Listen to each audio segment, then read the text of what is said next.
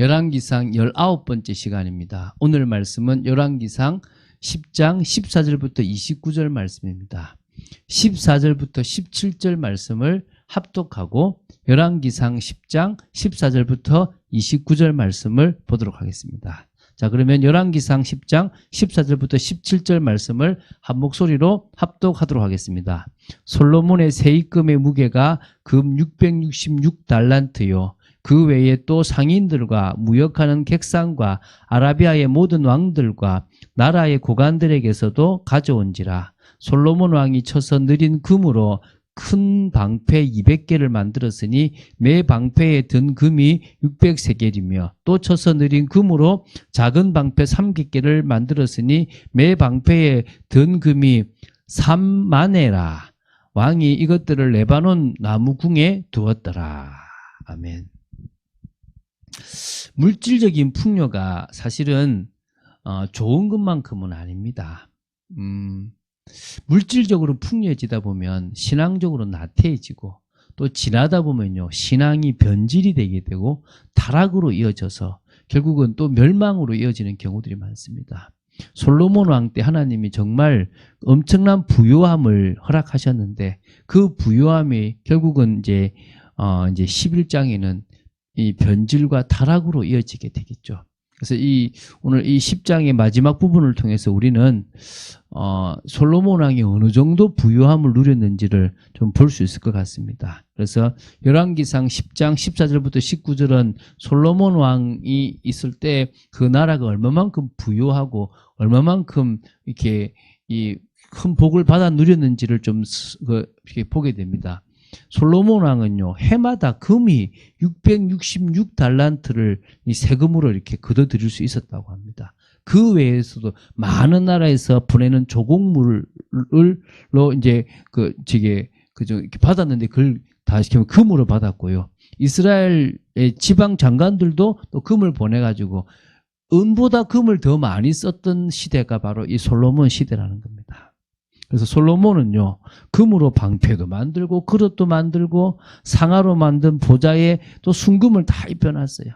많은 사람들은 솔로몬이 말하는 그 지혜를 듣기 위해서 예물을 가져왔다고 나와요. 그래서 솔로몬 시대에는요 은은 너무 흔해서 귀금속 취급도 못 받았고요.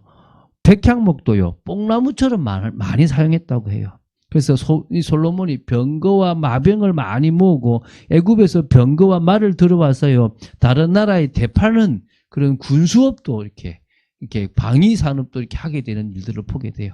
한마디로요 부강도 최고의 부강을 누렸다고 볼 수 있습니다. 좀 세 부분으로 이렇게 열왕기상 10장 14절부터 29절을 이렇게 나눌 수가 있는데요. 그걸 좀 보면서 구체적으로 보면서 또 그 내용들을 좀 나누어 보고 은혜를 받도록 하겠습니다. 첫 번째가 이제 14절부터 22절입니다. 솔로몬 왕의 세입금과 세입금으로 들어온 금을 어떻게 활용하였는지에 대한 부분들을 보겠습니다. 아까 14, 15절에 얘기했죠. 해마다 거두어들인 세입금이요. 금으로는 666달란트였대요. 상인들로부터 받는 세금, 무역하는 객상, 그러니까 무역업자들로 그과 교역에서 얻는 수입, 아라비아의 모든 왕들이 보내는 조공물과 또 국내 통치자들, 그러니까 지방의 장관들이 보내는 금도 있어가지고요. 금이 엄청나게 많았다는 거예요. 그래서 16, 17절에는요.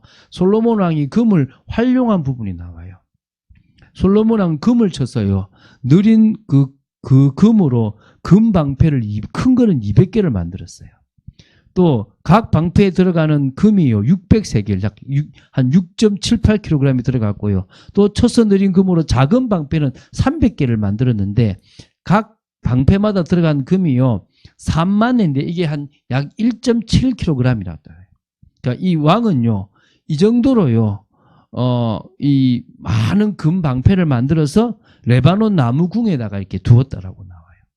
또 금 방패는요. 군사용이 아니라 예전용이거나 불을 가시하기 위한 전시용이에요.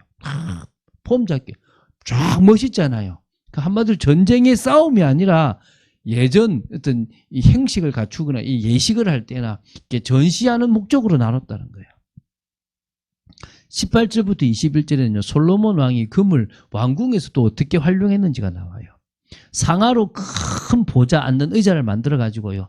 거기다가 잘 정련된 순금을 쫙 입혀서 이쁘게 얼마나 화려했겠습니까? 그 보좌에는 6개의 계단이 있었고요. 보좌의 꼭대기에는 둥근 머리 딱 되어 있었고요. 그 앉은 자리 양쪽에는요, 팔걸이가 있고요. 팔걸이 곁에는 사자가 하나씩 서 있다는 거예요. 또 6개의 계단 양쪽에도요, 6개씩 12개의 사자상이 딱 서 있고요. 솔로몬 왕이 마시는 그릇은 다 금이고요.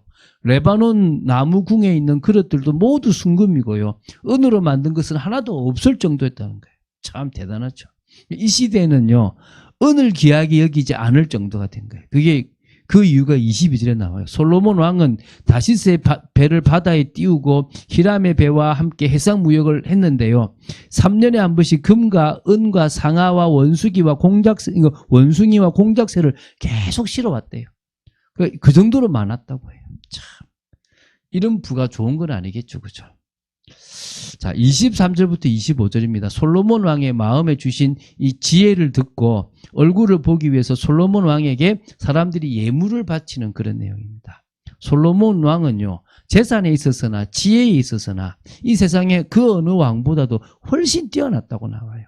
온 세상 사람들이 다 하나님께서 솔로몬의 마음에 주신 지혜를 듣고 싶어가지고 또 그의 얼굴을 보기를 원했기 때문에요. 각기 은그릇과 금그릇과 의복과 갑옷과 향품과 말과 노새의 예물을 가지고 왔대요. 해마다 이런 사람들의 방문이요, 그치지 않았다고 해요. 얼마나 교만해졌겠습니까?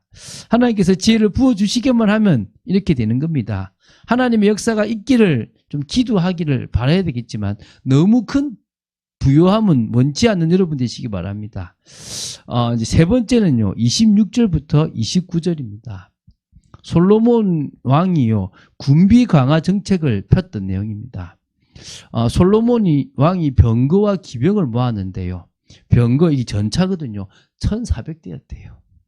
마병, 이게 기병인데요. 12,000명이 있었대요. 솔로몬은 그것을요, 병거성, 전차를 두는 성에 두고요, 예루살렘에도 딱 배치했답니다. 그러니까 솔로몬이 왕으로 있을 때의 예루살렘에는요, 은이 돌처럼 흔했고요, 백향목은 평지의 뽕나무처럼 많았다라고 해요. 참. 솔로몬의 말들은 애굽에서 들여왔거든요. 사실 이건 안 해야 되는 건데 왕이 상인들에게 값을 주고 산 것이었다고 해요. 이 병거는 애굽에서 한 대에 은 600세겔, 약 6.78kg을 주고 사왔고요. 말은 한 필에 150세겔, 약 1.69kg을 주고 이렇게 들여왔다고 해요.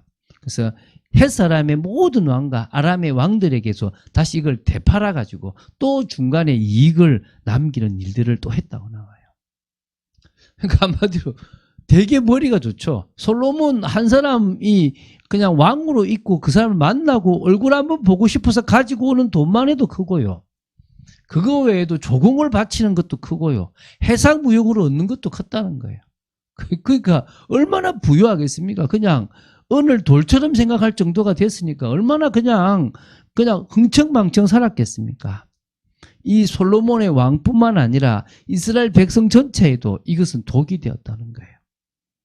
사실 저도 물질이든 교회 부흥이든 크게 되기를 사실 원치 않아요. 좀 알맞게, 제게 맞게끔, 시간표에 맞게끔 일이 진행되었으면 싶은 게 있어요. 왜냐하면 목회자들을 볼 때요, 너무 과한 어떤 그런 응답들이 마이너스가 되는 것들을 많이 봤어요. 목사에게 은혜 받았습니다라고 말하는 게 어떨 때는 참 마이너스가 되는 모습들도 많이 봤거든요. 저도 그래서 경계를 참 많이 해요. 저도 물질을 좋아하는 부분들이 있기 때문에 그런 것들을 자꾸 막고 조금 절제하는 것들이 있거든요. 여러분들이 정말 그런 부분들에 대해서 깨어있고 영적으로 더 충만한 여러분 되시기 바랍니다. 우리가 명절이 끝나고 나면 후유증들이 남잖아요.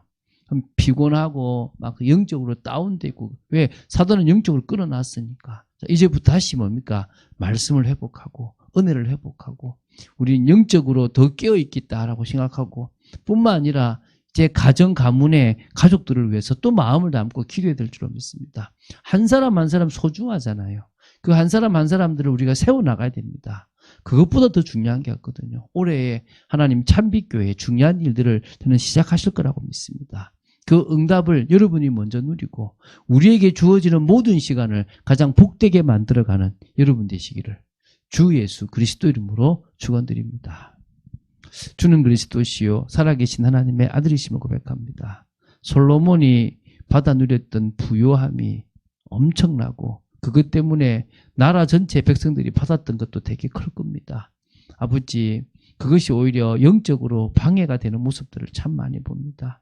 아버지, 저희들은 깨어있기를 원하고 말씀 속에 있기를 원하고 하나님의 계획 속에 있기를 원하며 더더욱 오히려 육신적인 것을 쳐서 복종하며 영적인 것을 받아 누리는 귀한 삶을 기쁨과 감사함으로 살아가는 저희들 되어지기를 간절히 소원합니다. 은혜를 내려주시옵소서. 말씀 따라가는 축복 속에 또 저희들을 지켜주시고 정말 2월부터 보내는 이 영적인 더 축복들을 누리기 위하여 깨어 기도하며 준비하는 저희들 되어지기를 간절히 소원합니다. 은혜를 내려주시옵소서. 주 예수 그리스도 이름으로 기도드립니다. 아멘.